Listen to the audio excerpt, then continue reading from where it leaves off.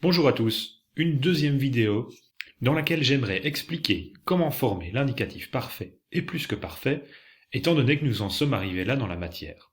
Alors comme ça, nous verrons trois choses dans notre vidéo d'aujourd'hui. 1. Un rappel de ce qu'est un temps primitif. 2. La formation de l'indicatif parfait et plus que parfait. Et enfin 3. La formation de tous les temps que nous connaissons jusqu'ici, à partir des radicaux des temps primitifs des verbes. Alors, commençons tout de suite. Et on commence tout de suite avec la question, qu'est-ce qu'un temps primitif? Alors, je vous le rappelle, un temps primitif, c'est la forme complète du verbe telle qu'on la trouve dans le vocabulaire. Il est composé de l'infinitif, du radical 1, du radical 2 et du radical 3. Pour diquerer, ça donne diquerer, dico, dixi, dictum. Vous voyez que j'ai mis en évidence les radicaux dans les trois formes suivantes de l'infinitif. Ce qui n'est pas en couleur, c'est la terminaison. Je note ici en bas que le radical et le thème sont équivalents et on va parfois les utiliser l'un et l'autre dans les exercices. C'est la même chose. Alors, qu'est-ce qu'on peut créer avec ces radicaux? Eh bien, d'abord, il faut revenir sur la formation de l'indicatif parfait et plus que parfait que nous venons de voir et que vous avez essayé de deviner ici pendant ces jours. Pour l'indicatif parfait, je rappelle qu'il y a deux formes importantes à retenir, l'actif et le passif. L'actif et le passif sont créés à partir de radicaux différents. L'actif d'abord est créé à partir du radical 2, auquel on va ajouter les terminaisons du parfait, I, isti, it, imus, istis, erunt, première, deuxième, troisième du singulier, première, deuxième, troisième du pluriel.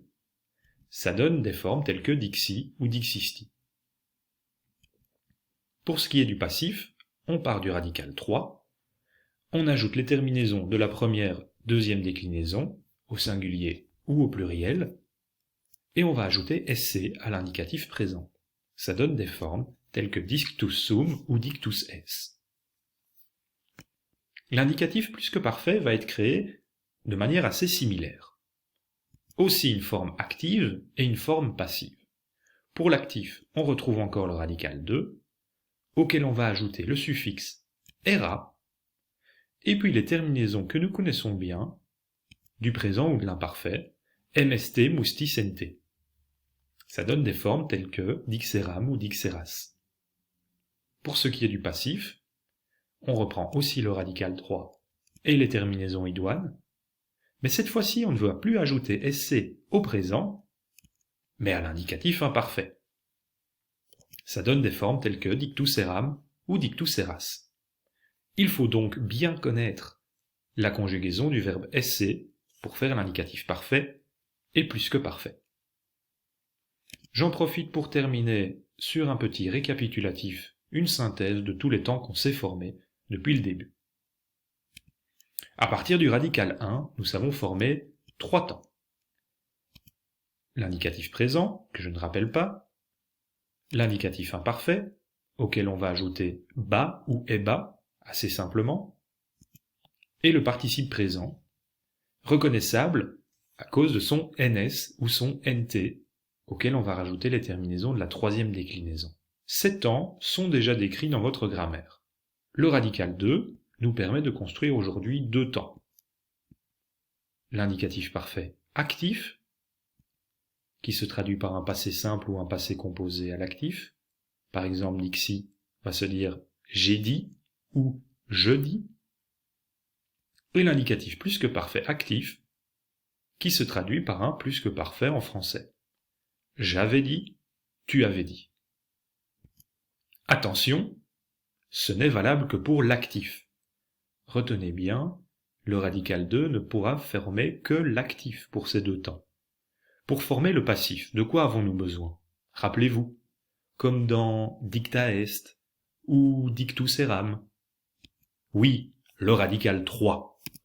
Le radical 3, ce fameux, qui nous permet déjà de construire le participe parfait passif, et que nous réutilisons dans les formes de l'indicatif parfait passif et de l'indicatif plus que parfait passif. Regardez comme c'est simple quand on les voit sous les yeux de cette manière. J'en profite encore pour rappeler que c'est valable pour le passif uniquement, quand il s'agit de l'indicatif parfait et plus que parfait. J'aimerais attirer l'attention sur une dernière chose. Il existe des verbes spéciaux. Vous en avez rencontré un dans le dernier exercice.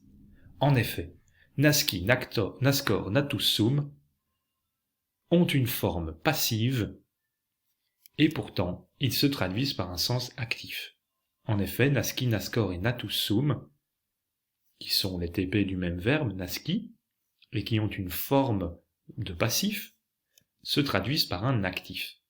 Natus sum, même s'il a l'air d'un indicatif parfait passif, se traduit comme un indicatif parfait actif. Je suis né, et pas j'ai été né.